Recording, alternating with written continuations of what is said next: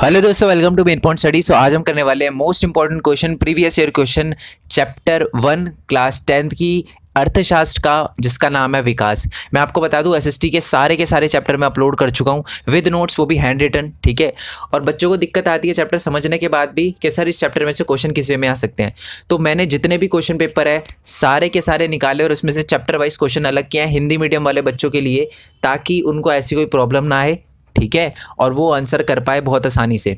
तो मैं हर चैप्टर के प्रीवियस ईयर क्वेश्चन अपलोड कर रहा हूँ। देखो, एक चैप्टर के अंदर से प्रीवियस ईयर क्वेश्चन कर लिया, समझो आपका चैप्टर खत्म, क्योंकि क्वेश्चन रिपीट होते हैं। जैसे कि इस पीडीएफ में भी देखोगे, पहला क्वेश्चन ही 2 बार आ रखा है। ठीक है, और ऐसे इस पीडीएफ के अंदर बहुत सारे ऐसे क्वेश्चन भी है जो 3-3, 4-4 बार आपके बोर्ड एग्जाम में आ रखे हैं। ठीक है, तो प्रीवियस ईयर क्वेश्चन करना बहुत ज़्यादा इंपॉर्टेंट है। मैं भूगोल के और इतिहास के प्रीवियस ईयर क्वेश्चन हर चैप्टर के अपलोड कर चुका हूँ, उसका लिंक आपको नीचे डिस्क्रिप्शन में मिल जाएगा। ठीक है जी, तो चलिए आइए शुरू करते हैं पहले क्वेश्चन के साथ। ये 2016 में आया हुआ क्वेश्चन है। ठीक है, और इसके और वाला पार्ट भी 2014 में आया हुआ क्वेश्चन है। क्वेश्चन सेम है, ठीक है, बस लैंग्वेज थोड़ी अलग है और इनका आंसर सेम है। क्वेश्चन में रीड करता हूँ कि लोगों के पास परस्परी विरोधी लक्ष्य है, उदाहरण के साथ कथन का समर्थन करें। देखो, इसका मतलब है कि एक व्यक्ति के लिए जो विकास है ना, दूसरे व्यक्ति के लिए वो विनाश है। ठीक है, इसको आपको समझाना है एग्जाम्पल देकर। तो बिल्कुल पहले तो आपको यही लाइन लिखी है कि एक व्यक्ति के लिए जो विकास है वह दूसरे व्यक्ति के लिए विनाश है। ठीक है, ये हम कैसे कह सकते हैं? देखो, डैम जब बनता है तो जो उद्योगपति होते हैं, इंडस्ट्रियलिस्ट होते हैं, उनके लिए फ़ायदा होता है कि उनकी जो फैक्ट्री है उनके अंदर बिजली आएगी। बट डैम बनाने के लिए बहुत सारी ज़मीन चाहिए होती है और किसानों को वहाँ से शिफ्ट किया जाता है, उनकी ज़मीन से बेदखल करा जाता है, तो उनका तो नुकसान है। तो देखो, डैम बनना उद्योगपति के लिए क्या है? विकास है, बट किसानों के लिए क्या है? विनाश है। तो हम ये मान सकते हैं। तो पहला एग्जाम्पल तो ये हो गया। और दूसरा एग्जाम्पल झुग्गी झोपड़ी का एग्जाम्पल ले सकते हैं। मान लो एक बड़ी सी ऊंची ऊंची इमारतें हैं, उसके सामने झुग्गी है। जो इमारत वाले लोग हैं वो ये चाहते हैं कि झुग्गियाँ हट जाए, ये उनके लिए विकास है। बट जो झुग्गी वाले लोग हैं, जो झुग्गियों में रहते हैं, जो बहुत मुश्किल से अपनी लाइवलीहुड अर्न करते हैं, अगर उनको वहाँ से निकाल दिया जाएगा तो उनके लिए तो ये विनाश है। आई होप इसका आंसर आपको समझ आ चुका हो। स्क्रीन पे लिखा हुआ है आंसर, वही डिट्टो लिख कर आना बोर्ड एग्जाम में। ठीक है, तो क्वेश्चन अब नेक्स्ट है, 2016 में आया हुआ क्वेश्चन है कि भूमिहीन ग्रामीण मजदूरों के किसी भी 3 संभावित विकास लक्ष्यों का वर्णन कीजिए। एक ऐसा बंदा जिसके पास ज़मीन नहीं है गाँव के अंदर, उसके लिए क्या लक्ष्य हो सकते हैं, क्या विकास हो सकते हैं, विकास के क्या लक्ष्य हो सकते हैं? पहली बात कि उसको हर दिन काम मिले, दूसरी बात उसको बेहतर मजदूरी मिले, काम के अच्छे पैसे मिले, और तीसरी बात उसके जो बच्चे हैं वो अच्छे से पढ़ पाए, सरकारी स्कूल में पढ़ पाए। ये 3 चीज़ें ही एक भूमिहीन ग्रामीण मजदूर के लिए उसके विकास का लक्ष्य है। क्या मैंने क्या बताया आपको कि अच्छे दिनों तक काम मिले, मतलब हर दिन काम मिले, उनको बेहतर मजदूरी मिले और उनके बच्चे गवर्नमेंट स्कूल में या कहीं भी पढ़ पाए अच्छे से। ठीक है, नेक्स्ट है कि टिकाऊ विकास के लिए, ठीक है, ये 2 बार लिख दिया, टिकाऊ विकास का मुद्दा महत्वपूर्ण कैसे है ये बताना है आपको। विकास के लिए टिकाऊ विकास का मुद्दा महत्वपूर्ण है। 3 उदाहरण देकर समझाइए। पहले तो टिकाऊ विकास का मतलब समझ लेते हैं, ये बहुत इंपॉर्टेंट है। देखो, लिखी हुई है डेफिनेशन। टिकाऊ विकास का मतलब क्या होता है? संसाधनों का सावधानी पूर्वक उपयोग करना और उसे भविष्य की पीढ़ी के लिए बचाना, और साथ ही में ऐसा विकास करना जो पर्यावरण को नुकसान ना पहुँचाए, वही टिकाऊ विकास है। ठीक है जी, समझ आ गया? क्या क्या? आपको पर्यावरण को नुकसान नहीं पहुंचाना, आपको भविष्य की पीढ़ी के लिए भी संसाधन बचाना है और सावधानी पूर्वक उपयोग करना है। अगर आप ऐसे करते हो तो टिकाऊ विकास है ये। अब क्वेश्चन यहाँ आता है कि टिकाऊ विकास का मुद्दा क्यों इंपॉर्टेंट है, क्यों करें हम टिकाऊ विकास, क्यों ऐसा हम संसाधनों को बचाए, सावधानी पूर्वक उपयोग और भविष्य के लिए क्यों बचाए, क्या दिक्कत आ रही है? तो ये 3 प्रॉब्लम है जिसकी वजह से। पहली बात तो है भूजल, ज़मीन के नीचे जो ग्राउंड वाटर होता है ना, वो धीरे धीरे खत्म होता जा रहा है, क्योंकि उसका हम अंधाधुंध उपयोग कर रहे हैं। कृषि के लिए बंदे ग्राउंड वाटर ही निकालते हैं, तो ये एक बहुत बड़ी प्रॉब्लम है जिसकी वजह से हमें टिकाऊ विकास करने की ज़रूरत है। तीसरा है जो कच्चा माल जो क्रूड ऑयल होता है ना, एक माना जाता है कि 30-40 साल में हमारा क्रूड ऑयल ख़त्म हो जाएगा इस अर्थ से। ठीक है, तो उसको ढंग से यूज़ करना ताकि आगे की पीढ़ी के लिए बचा रहे, ऐसा ना हो कि कोई भी चीज़ ख़त्म हो जाए। तो ये दूसरा बहुत बड़ा रीज़न है जिसकी वजह से टिकाऊ विकास करने की ज़रूरत है। हम कच्चे माल की जगह और जो दूसरे हम संसाधन हैं उनको उपयोग कर सकते हैं कच्चे माल की जगह। ठीक है, तीसरा है कि तेज़ी से औद्योगिकरण हो रहा है, इसका मतलब है फैक्ट्री वगैरह लग रही है और फैक्ट्री लगाने के लिए जंगल की कटाई हो रही है। तो ये एक बहुत ही ज़्यादा नुकसानदायक है हमारी आने वाली पीढ़ी के लिए, और अभी भविष्य आने वाली पीढ़ी के लिए और वर्तमान पीढ़ी के लिए तो है ही है नुकसानदायक। तो इसलिए हमें टिकाऊ विकास करने की ज़रूरत है। ठीक है, ये वर्तमान और भविष्य लिखा है, भविष्य की पीढ़ी। ठीक है, जस्ट अ सेकेंड, मैं इसे रिमूव कर देता हूँ। हाँ जी, वर्तमान और भविष्य की पीढ़ी के लिए सही नहीं है। क्या सही नहीं है? औद्योगिकरण सही नहीं है, क्योंकि इससे जंगलों की कटाई होती है। नेक्स्ट क्वेश्चन है, ये भी 2016 में आया हुआ है सीबीएसई के, पैसा उन सभी वस्तुओं और सेवाओं को नहीं खरीद सकता जो किसी व्यक्ति के जीने के लिए आवश्यक है। तर्क सही उत्तर दीजिए। क्वेश्चन क्या है कि पैसा हर चीज़ नहीं खरीद सकती। क्या क्या नहीं खरीद सकती? प्रदूषण मुक्त वातावरण मैं दिल्ली पे रहता हूँ, ठीक है, ये बात मैंने पता नहीं कितनी बार बोली होगी कि दिल्ली में बेशक लोगों के पास पैसे बहुत हैं, बट यहाँ पर प्रदूषण से कोई नहीं बच सकता, ठीक है। आपको पता ही है कि जब कटाई होती है हरियाणा और पंजाब में फसलों की, तो जलाई जाती है वो, उससे हम दिल्ली वालों को बड़ी प्रॉब्लम होती है। तुम्हारे पास कितने भी पैसे हैं तो एक प्रदूषण मुक्त वातावरण तो हम नहीं खरीद सकते। दूसरी बात है आदर, रिस्पेक्ट नहीं खरीद सकते हम। कैसे कि चाहे आप कितने भी अमीर हो, आपने देखा होगा अमीर लोगों के पीछे बहुत सारी बातें होती है अगर वो ढंग से काम नहीं करते तो आदर ऐसी चीज़ है जो आप पैसे से नहीं खरीद सकते। बहुत सारे ऐसे लोग हैं हमारे भारत के अंदर भी जिनके पास पैसे नहीं है, ठीक है। आपने सुना होगा साउथ इंडिया में एक लेडी है, ठीक है, बहुत बहुत बूढ़ी अम्मा है वो, ठीक है, वो 1 रुपये में इडली देती है। क्या वो अमीर है? बिल्कुल नहीं, बट उनकी रिस्पेक्ट बहुत है। तो ज़रूरी नहीं है कि पैसे से आप रिस्पेक्ट खरीद सको, ठीक है। तीसरा है संक्रामक रोगों से बचाव नहीं कर सकते आप, ठीक है, कोरोना वायरस से आप नहीं बच सकते अगर आपके पास पैसे। तो ये 3 चीज़ें हैं जो आप पैसे से नहीं खरीद सकते। और भी बहुत सारी चीज़ें हैं जैसे फ्रीडम, आज़ादी नहीं खरीद सकते आप, ठीक है। नेक्स्ट क्वेश्चन है कि मानव विकास रिपोर्ट और विश्व विकास रिपोर्ट के बीच में अंतर बताइए। बड़ा सिंपल है और बहुत इंपॉर्टेंट भी।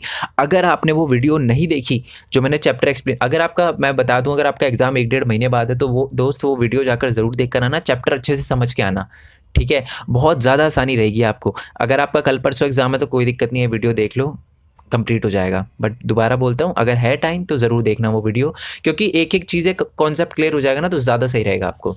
ओके, तो क्वेश्चन क्या है आपका कि मानव विकास रिपोर्ट। मैं आपको बता दूं, विकास को नापने के लिए ना 2 अलग अलग संस्थाएं हैं। एक तो है UNDP, United Nation development program, और एक है विश्व विकास रिपोर्ट, ठीक है, या विश्व बैंक। जो विश्व बैंक है वो क्या करता है कि वो PCI पर कैपिटा इनकम, ठीक है, हिंदी में इसको प्रति व्यक्ति आय कहते हैं। तो आपके यहाँ पर भी मैंने PCI लिखा होगा, तो कंफ्यूज नहीं होना दोस्त आपको। इसलिए मैं कहता हूँ वीडियो पूरी देखो। अगर आपने वीडियो नहीं देखी होगी और आपने डायरेक्टली डिस्क्रिप्शन में जाके वो GP लिंक डाउनलोड करने की कोशिश की होगी तो बहुत सारी दिक्कत आई होगी आपके सामने। तो इसलिए मैं बोल रहा हूँ वीडियो देखा करो जिससे चीज़ें आपको सॉल्व हो जाए अच्छे से, ठीक है। तो जो आपका PCI है, यानी जो आपका विश्व बैंक है, वो क्या क्राइटेरिया यूज़ करता है? PCI। अगर किसी कंट्री की पर कैपिटा इनकम 12,376 से ज़्यादा है तो वो रिच कंट्री मानी जाती है। 1,024 से कम है तो वो पुअर कंट्री मानी जाती है। और इन दोनों के बीच में है तो वो एक मिडल कंट्री मानी जाती है, मध्यम वर्गीय देश माना जाता है, ठीक है जी। तो ये क्राइटेरिया कौन यूज़ करता है? UNDP, विश्व बैंक। इसमें कुछ कमी है। इसमें कुछ कमी कैसे है कि ये जो हमारे जो भौतिक चीज़ें तो उन्होंने देख ली, पैसे तो टर्म कर लिया, बट जो गैर भौतिक चीज़ है जैसे फ्रीडम, आज़ादी, रिस्पेक्ट और आपकी क्या कहते हैं उसको, हेल्थ, ठीक है, ये सारी की सारी चीज़ें हमारा जो विश्व बैंक है वो इंक्लूड नहीं करता, ठीक है। परंतु जो UNDP है वो एक रिपोर्ट छापता है, मानव विकास रिपोर्ट। उसके अंदर वो PCI तो लेता ही लेता है, क्या यानी हमारा पर कैपिटा इनकम तो लेता ही लेता है, साथ में हेल्थ, एडुकेशन, ये सारी की सारी चीज़ें, आपका लिटरेसी रेट, IMR, ये सारी की सारी चीज़ें इंक्लूड करता है। तो इसलिए हम कह सकते हैं कि हमारा मानव विकास रिपोर्ट जो होती है, जो UNDP छापता है, वो ज़्यादा अच्छी है। एक बार मैं आपके लिए पढ़ देता हूँ। मानव विकास रिपोर्ट और विश्व विकास रिपोर्ट को निम्नलिखित आधारों पर विभेदित किया जा सकता है। पहला है कि मानव विकास रिपोर्ट UNDP द्वारा प्रकाशित की जाती है, मैंने आपको बता दिया था, जबकि जो विश्व विकास रिपोर्ट होती है वो विश्व बैंक द्वारा प्रकाशित की जाती है, पहला पॉइंट। दूसरा पॉइंट है कि मानव विकास रिपोर्ट PCI स्वास्थ्य की स्थिति और शैक्षिक स्तरों के आधारों पर प्रकाशित की जाती है। As I already told you कि जो मानव विकास रिपोर्ट है, ठीक है, जो HDR है, ठीक है, ह्यूमन डेवलपमेंट रिपोर्ट, उसमें जो UNDP है वो पर कैपिटा इनकम भी लेता है, स्वास्थ्य की स्थिति, हेल्थ यानी हेल्थ भी लेता है, और साथ में एडुकेशन भी लेता है। जबकि जो विश्व विकास रिपोर्ट है उसमें सिर्फ देश की पर कैपिटा इनकम ली जाती है, उसके हिसाब से ही वर्गीकृत किया जाता है, ठीक है। ये हो गया आपका दूसरा पॉइंट, दूसरा हमारा भेद, ठीक है, दूसरा डिफरेंस। तीसरा पॉइंट है कि मानव विकास रिपोर्ट की वास्तविक तस्वीर देती है, विकास की वास्तविक, ये जो मानव विकास रिपोर्ट है ना वो विकास की वास्तविक तस्वीर देती है कि विकास हो भी रहा है या पैसे ही बढ़ रहे हैं। अगर एक कंट्री है जहाँ पर लोगों के पास बहुत पैसा है बट उनकी हेल्थ नहीं है, उनकी पढ़ाई लिखाई नहीं है, तो क्या वो एक विकसित देश कहलाएगा? नहीं कहलाएगा, हमारी नज़रों में तो नहीं कहलाएगा, कम से कम मानव विकास रिपोर्ट की नज़रों में तो नहीं कहलाएगा। तो जो मानव विकास रिपोर्ट है वो एक्चुअल विकास की तस्वीर दिखाती है कि विकास हो भी रहा है या नहीं हो रहा, क्योंकि वो सामग्री और गैर गैर सामग्री यानी भौतिक और गैर भौतिक। भौतिक का मतलब क्या होता है, जो पैसे से खरीदी जा सकती है, और गैर भौतिक जो पैसे से नहीं खरीदी जा सकती।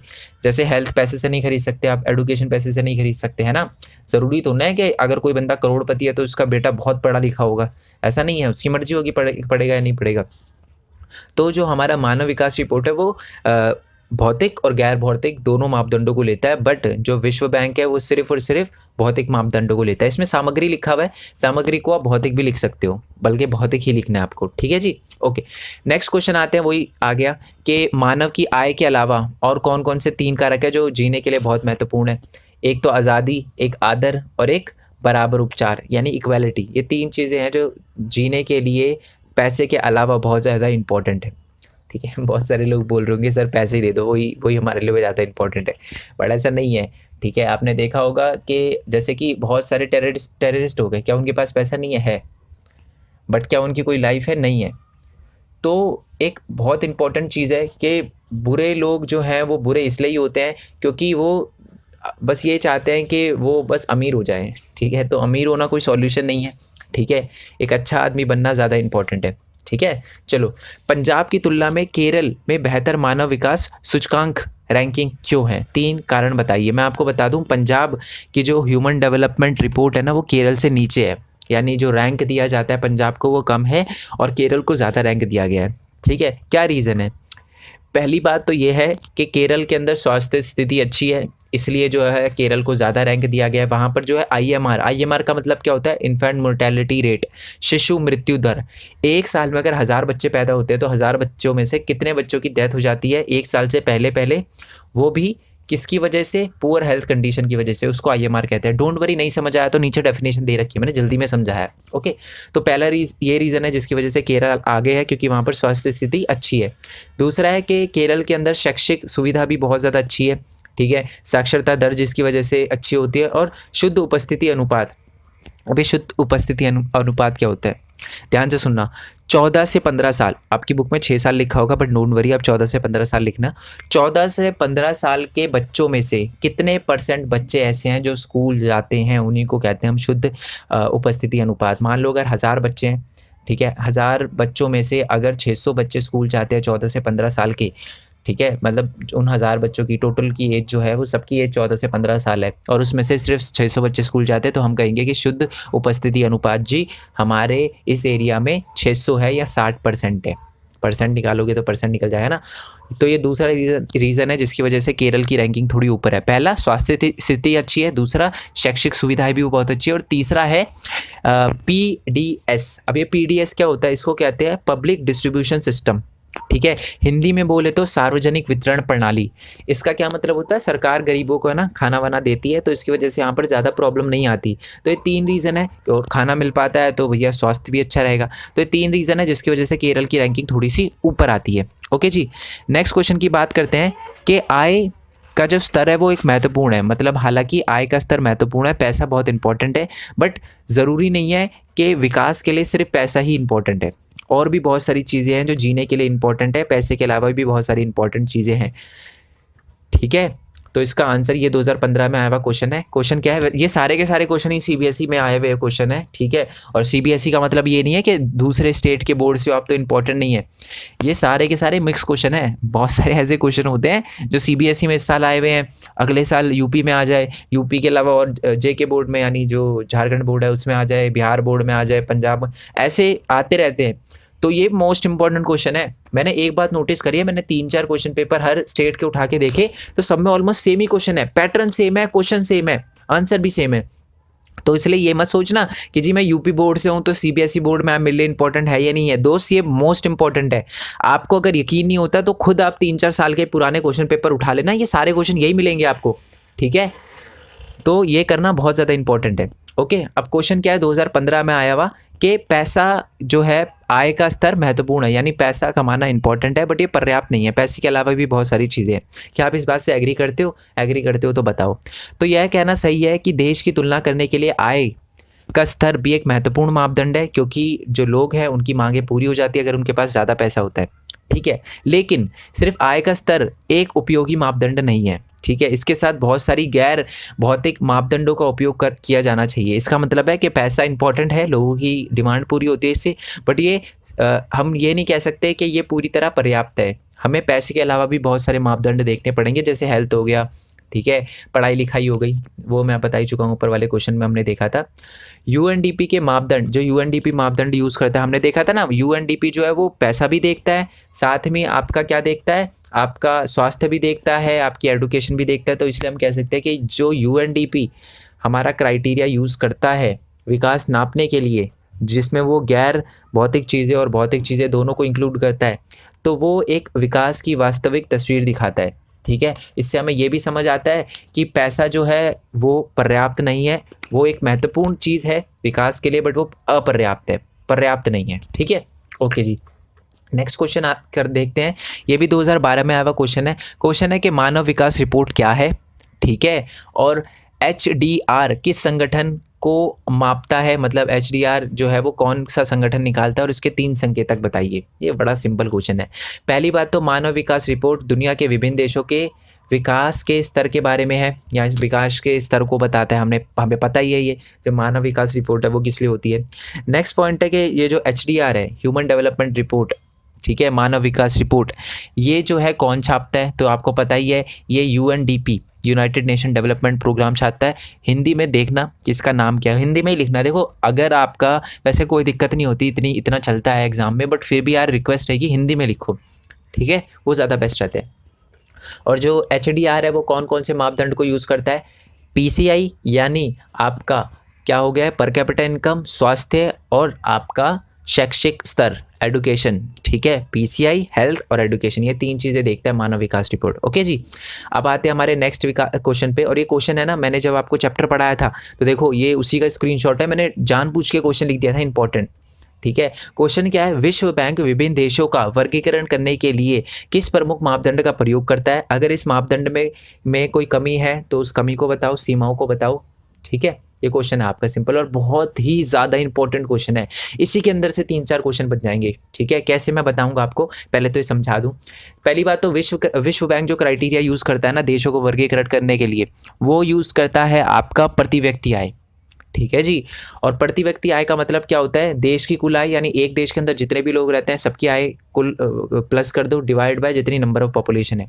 इंडिया में मान लो 10 बंदे हैं, अज्यूम करो, और 10 बंदों की इनकम 100 रुपये है, तो 1000 रुपये हो गए, डिवाइड बाय टोटल लोग कितने थे, 10, ठीक है। तो जो आपकी इनकम निकल जाएगी प्रति व्यक्ति आय वो 100 निकल जाएगी। यही होता है प्रति व्यक्ति आय, ठीक है, एवरेज इनकम बोलते हैं इसको। और जो हमने बोला राष्ट्रीय आय, आपको पता ही है, देश में जो जितने भी लोग हैं उनकी आय का योग कर दो, प्लस कर दो, तो आपका वो राष्ट्रीय आय निकल जाएगा। इसमें ना 2017 के अकॉर्डिंग दे रखा है। मैंने आपको बताया था ना कि जो विश्व बैंक है वो क्या क्राइटेरिया यूज़ करता है, वो ये बोलता है कि अगर किसी देश की पर कैपिटा इनकम, प्रति व्यक्ति आय 12,376, ये ना पुराना डेटा है 2017 का, मैं 2018-19 का बता रहा हूँ, ठीक है।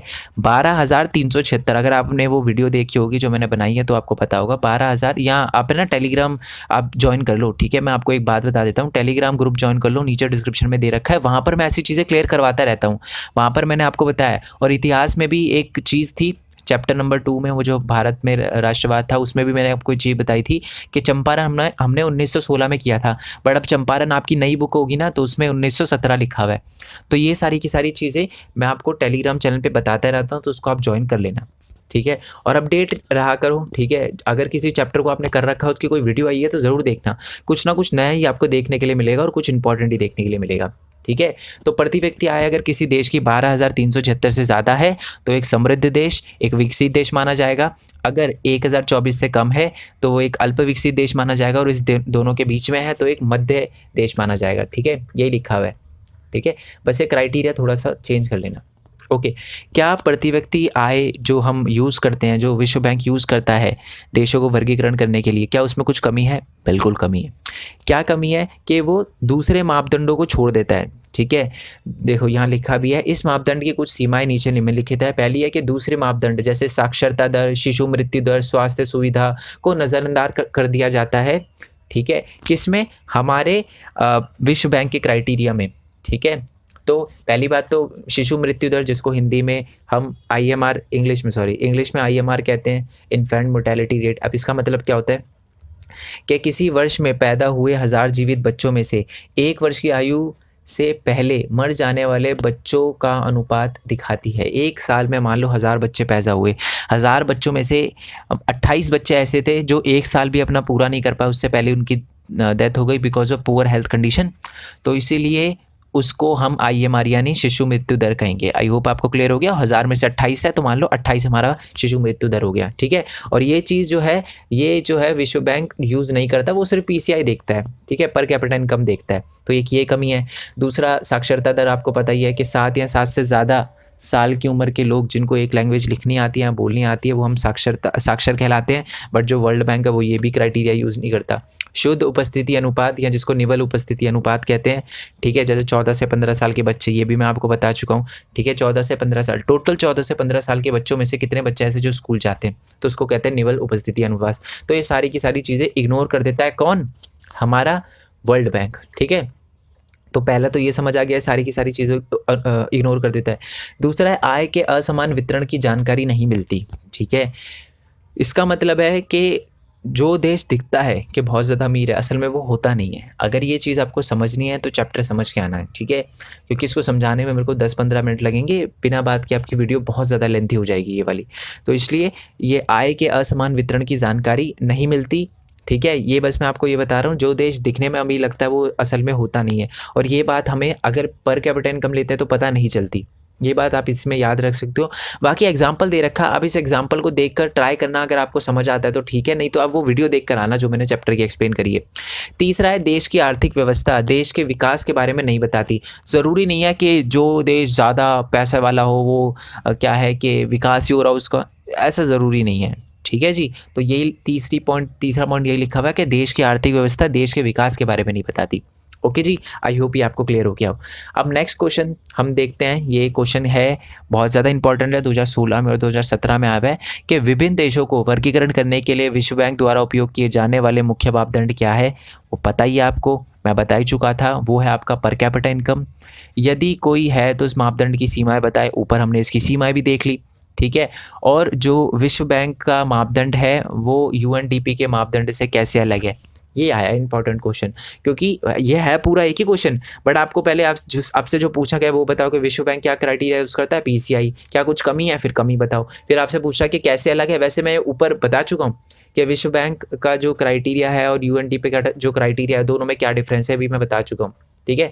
UNDP क्या क्या लेता है, UNDP आपका शैक्षिक स्तर, ठीक है, PCI और साथ में स्वास्थ्य स्थिति को भी देखता है। एक छोटा सा टॉपिक है स्वास्थ्य स्थिति से related he, that is BMI, body mass index कहते हैं इसको, ठीक है। BMI जो है वो दिखाता है कि एक बंदे में कितनी वसा है, कितना फैट है, ठीक है।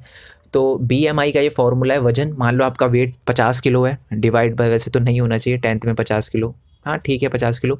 मान लो आपका 50 किलो वेट है, 50 kg वेट है, डिवाइड बाय जितनी भी आपकी हाइट है ना उसको मीटर में कन्वर्ट करो और उसका स्क्वायर कर दो।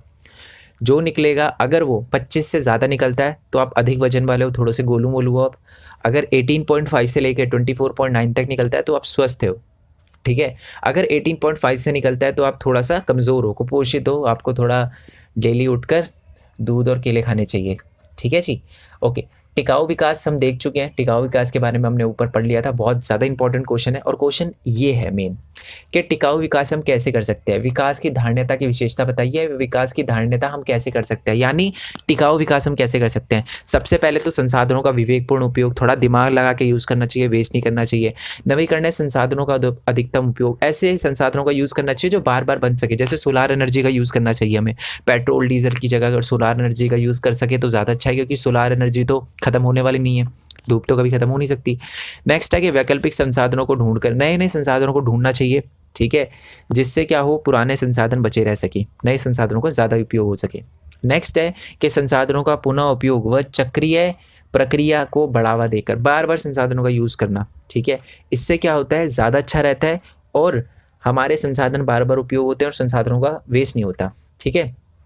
भी है ना कुछ डेफिनेशन लिखी हुई है जो आपके एग्जाम में बहुत ज़्यादा इंपॉर्टेंट है। 1 मार्क्स में मैं आपको बता दूं सबसे ज़्यादा क्वेश्चन 1-1 मार्क्स के इसी चैप्टर में से आपको देखने के लिए मिलेंगे। ऑल्दो मैं इसके 1 मार्क्स के एमसीक्यू जो है उसकी वीडियो भी अपलोड कर चुका हूँ, क्योंकि बच्चे बोलते हैं कि सर 1 मार्क्स के लिए इंग्लिश में तो मिल जाता है, हिंदी में। तो दोस्त, मैं जितना इंग्लिश मीडियम वाले बच्चों के लिए कर रहा हूँ उतना हिंदी मीडियम वाले बच्चों के लिए भी करूँगा। मैंने 1-1 मार्क्स के जो क्वेश्चन है, जो आपके 1-1 मार्क्स के एमसीक्यू है, हिंदी मीडियम वाले बच्चों के लिए भी अपलोड किए हैं। बेशक व्यूज़ कम है, व्यूज़ से इतनी टेंशन लेने की ज़रूरत नहीं है मेरे को, बट आप अगर उसमें जाओ, उस वीडियो को देखो तो शेयर ज़रूर करना यार। आपका सपोर्ट बहुत ज़्यादा इंपॉर्टेंट है, ठीक है। मैं अपनी बात नहीं कर रहा, यूट्यूब पे जितने भी है जो हिंदी मीडियम में वीडियो बनाते हैं, आपको लग रहा है कि सब मतलब वो आपके लिए एफर्ट डाल रहा है। ऐसे नहीं है कि बुक की PDF खोल के आपको समझा रहा है, आपको नोट्स दे रहा है, आपको समझा रहा है, तरीका अलग है उसका, समझ आ रहा है आपको, तो उसकी वीडियो शेयर ज़रूर करा करो, सब्सक्राइब ज़रूर करा करो, कमेंट ज़रूर लिखा करो कि सर बहुत बढ़िया, ठीक है। थोड़ी मोड़ी छोटी, मैंने देखा बहुत सारे यूट्यूब चैनल ऐसे हैं जो जिस मतलब थोड़ी छोटी मोटी गलती हो जाती है उनसे, तो आप उनको इतना बोलते हो ठीक है। तो ऐसा मत करा करो यार, अप्रिशिएट करा करो, ठीक है। जैसे मेरी भी मात्रा वात्रा की गलती होती है तो अप्रिशिएट करा करो, सर कि आपने ये गलती कर दी है, बताया ज़रूर करो, बट इसको आगे से सही कर लेना सर, बहुत बढ़िया वीडियो थी। तो मेरे को भी अच्छा लगता है, ठीक है।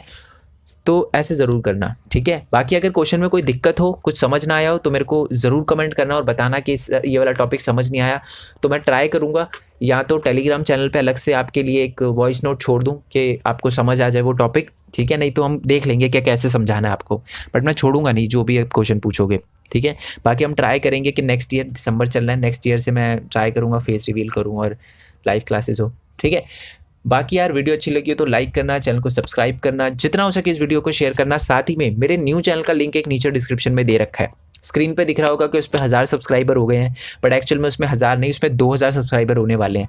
आप डिस्क्रिप्शन में जब लिंक पे क्लिक करोगे तब आपको पता चलेगा, उस चैनल को सब्सक्राइब कर लेना। और अभी तक मैंने कोई वीडियो नहीं डाली, फिर भी आप देखोगे उस पर 2000 सब्सक्राइबर होने वाले हैं। क्यों? क्योंकि वहाँ पर मैं अपनी यूट्यूब जर्नी के बारे में बताने वाला हूँ, और मोस्ट इंपॉर्टेंट बात मैं ये बताने वाला हूँ कि मैं यूट्यूब से कैसे अर्न करता हूँ और आप यूट्यूब से कैसे अर्न कर सकते हो। ये बहुत ज़्यादा इंपॉर्टेंट बात है, क्योंकि बच्चों की लाइफ में पैसे से रिलेटेड प्रॉब्लम आती है, ठीक है। और ऐसा कुछ नहीं है कि एज से कोई फ़र्क नहीं पड़ता, ठीक है। बहुत सारे, मैं अगर थोड़ा सा हमारा वो चैनल ग्रो हुआ तो मैं आपको बहुत सारे ऐसे लोगों से भी मिलवाऊँगा जो 14-14, 15-15 साल के हैं और जो एक IPS ऑफिसर से ज़्यादा इनकम अर्न कर रहे हैं, ठीक है। मेरे को ये बोलना नहीं चाहिए, बट ये रियलिटी है। तो आपकी एज से कोई लेना देना नहीं है, तो वहाँ पर मैं आपको बताने वाला हूँ। मैं बस इतना चाहता हूँ कि आपकी 12th होने से पहले आप अपनी लाइफ का $100 अर्न कर लो ऑनलाइन, ठीक है। तो आप उस चैनल को सब्सक्राइब कर लेना। और हाँ यार, बहुत इंपॉर्टेंट बात इस चैनल के लिए भी, बच्चे मेरे को बार बार कमेंट करते हैं कि सर जी आपने मेरे को ब्लॉक कर दिया क्या, क्या आपकी नोटिफिकेशन तो आती नहीं, वीडियो का पता नहीं चलता। वो दोस्त इसलिए नहीं पता चलता क्योंकि आपने नोटिफिकेशन बेल नहीं दबाई। सब्सक्राइब करने के बाद नोटिफिकेशन बेल भी दबाया करो, जिससे आपको सबसे पहले नोटिफिकेशन आए। ये बात थी पहली, ये बहुत इंपॉर्टेंट बात है। और उस चैनल की तो ज़रूर दबा देना, ठीक है। कि सब्सक्राइब तो आप कर दोगे, बट नोटिफिकेशन बेल दबाना मत भूलना, क्योंकि मान लो मैंने वहाँ पर कोई वीडियो अपलोड करी, ठीक है, आपने सब्सक्राइब कर रखा है तो आपके पास नोटिफिकेशन आएगा, बट 4-5 दिन बाद आएगा। तो आपने मान लो 4-5 दिन बाद खोल के देखी तो आपने देखा उस पर 10,000 व्यूज़। मैंने वहाँ पर मान लो किसी प्लेटफॉर्म के बारे में बताया जो नया है, जिसके बारे में लोगों को नहीं पता, तो उस 10,000 व्यूज़ में से 1,000 बच्चों ने भी अगर ट्राई किया होगा तो उस पर कॉम्पिटिशन बढ़ गया ना, आपके लिए थोड़ा सा टफ हो गया वो आपका जो प्लेटफॉर्म था। तो ऐसा ना हो, इसके लिए आप ट्राई करो कि उस 1000 बच्चों में से बनो जिन्होंने सबसे पहले ट्राई किया, ठीक है। फर्स्ट मूवर एडवांटेज मिलेगी आपको, ये बात आप याद रखना, ठीक है। और बाकी आप चाहो तो मेरे को इंस्टाग्राम, फेसबुक वगैरह पे फॉलो वगैरह कर सकते हो। ट्विटर भी ज्वाइन किया है मैंने, तो उस पर भी फॉलो कर सकते हो। ऑल दो आपको पता ही है, जो बच्चे मेरे साथ इंस्टाग्राम पे जुड़े हैं, मैं इतने पोस्ट नहीं डालता क्योंकि मेरी इतनी आदत नहीं है, तो आपको ज़्यादा प्रॉब्लम भी नहीं होगी, ठीक है। बाकी आप मैसेज वगैरह कर देना, मैं रिप्लाई करने का ज़रूर ट्राई करूँगा, ठीक है। और एक और बात यार, नोट्स के लिए डिस्क्रिप्शन में लिंक दे रखा होगा, और मैं वेबसाइट बनाने का ट्राई कर रहा हूँ, और मैं वेबसाइट भी बताऊँगा कि मैंने उस चैनल पे, क्योंकि मेरे को कुछ नहीं आता वेबसाइट के बारे में, to be very honest, but मैं बना रहा हूँ ताकि आपको बता सकूँ कि कैसे बनाते हैं। खुद ही बना रहा हूँ, सब कुछ मैं खुद कर रहा हूँ, इसलिए टाइम भी बहुत लग रहा है। तो अभी के लिए GP लिंक दे रखा होगा डिस्क्रिप्शन में, वहाँ से आप डाउनलोड कर सकते हो, ठीक है। सो नेक्स्ट वीडियो के लिए स्टे ट्यून, नेक्स्ट चैप्टर के लिए स्टे ट्यून। तब तक के लिए thank you so much. Jai Hind, Jai Bharat, Vande Mataram, and thanks for your support.